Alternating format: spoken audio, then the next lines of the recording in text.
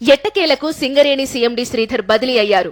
ఆయన స్థానంలో డైరెక్టర్ గా విధులు నిర్వహిస్తున్న బలరాంకు ప్రభుత్వ ప్రధాన కార్యదర్శి శాంతికుమారి సీఎండీగా అదనపు బాధ్యతలు అప్పగించారు.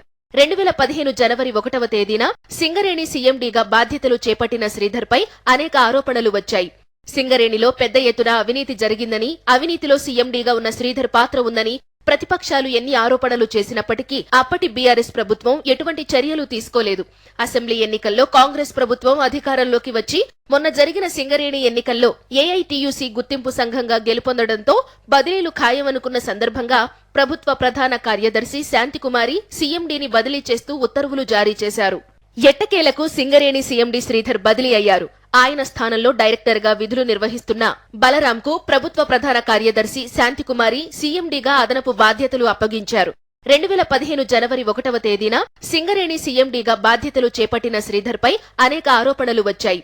సింగరేణిలో పెద్ద ఎత్తున అవినీతి జరిగిందని, అవినీతిలో సీఎండీగా ఉన్న శ్రీధర్ పాత్ర ఉందని ప్రతిపక్షాలు ఎన్ని ఆరోపణలు చేసినప్పటికీ అప్పటి బీఆర్ఎస్ ప్రభుత్వం ఎటువంటి చర్యలు తీసుకోలేదు.